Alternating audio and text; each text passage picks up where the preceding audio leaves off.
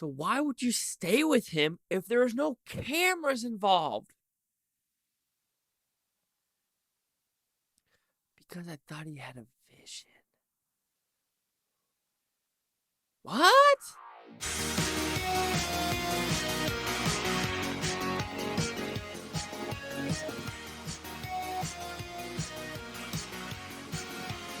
Chase Lee Hockey here with the Blue Futon reviewing the movie Missing with Mickey. He's down here somewhere. Anyway, what's this movie got? Pretty simple premise, actually. Have you seen Searching?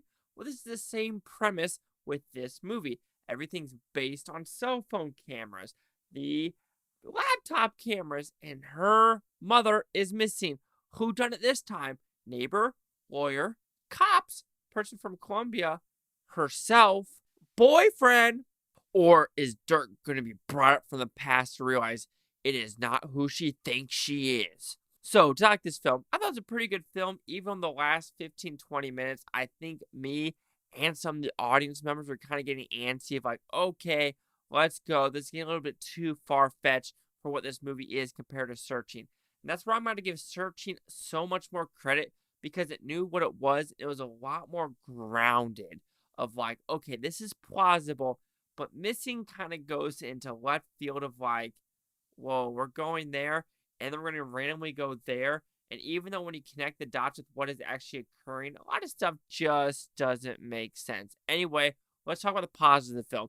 I still like how this is filmed. I like the cell phone camera. I like the security footage. I like the laptop cameras. I like how this is played out. I think it's fun, unique, and just fun. It's fun how it's filmed like this, okay? Is it that hard to just enjoy the craftsmanship of this film, of how it looks? Like I said, I think the acting is good overall with what these characters are given. And the story. You could say the story was good. Like I said, it was a good story, but then it starts getting far-fetched of like, wait a minute. At least with Searching, there was stuff on the computer where it makes you think like, wait a minute, I did see that somewhere.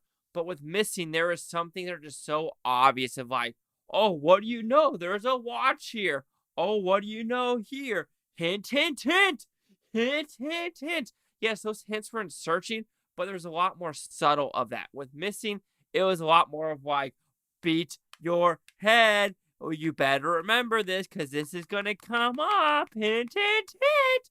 So, yeah, that segues into the negative with that just bash you on the head. Some of the character choices and just the story as a whole because my goodness, there was a part at the very end where some girl behind me goes, just go. It's the same way. If you're captured, right? And you find a loved one and you get free, what are you going to do? Are you going to say, let's go for the exit or like hug?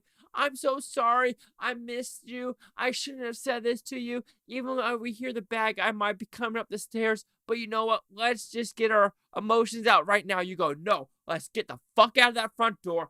Find a weapon, boom, boom, go. And it's just cliches. It's freaking cliches, and I'm not the only one in the theater that thought of it. And then some dialogue. There was at least 3 points where I laughed in the theater. The one was, I thought he had a vision.